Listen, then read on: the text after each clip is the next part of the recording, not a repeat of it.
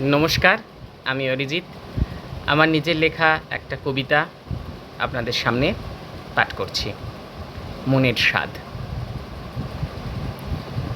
মনে বড় স্বাদ জাগে আবার, কীর্তন খোলার ধারে বসে শুনব স্টিমারের ফো।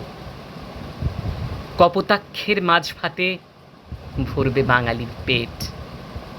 কচু বাড়তে বাড়তে ঠাকুমা দিদিমা শোনাবেন আগল পাশার কীর্তি।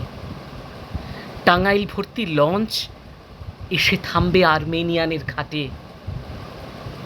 সেমিনারের বেঞ্চে একসাথে বসবে ঢাকা আর কলকাতা। সূর্যাস্তের আলোয় হাতির ঝিলে মিশবে ঢাকুরিয়ার লেক। বক্সিগঞ্জে পদ্মাপাড়ে হাট সেরে কবিগুরুর বজরা আত্রেয় দিয়ে ভাসতে ভাসতে কখন যেন নোঙর তুলবে জলঙ্গির পারে। বরকত আবুলের স্মৃতি গায়ে মেখে আবার কলম ধরবেন শক্তি, সুনীল। আবার একবার শিয়ালদার ৬ নম্বর প্ল্যাটফর্ম থেকে ভোঁ দিয়ে ছাড়বে বরিশাল এক্সপ্রেস। কাঁটাতার মুছে পাশাপাশি বসবেন ইন্দিরা মুজিব। পদ্মা নদীর ইলিশ দেদার বিকবে মানিকতলার বাজারে।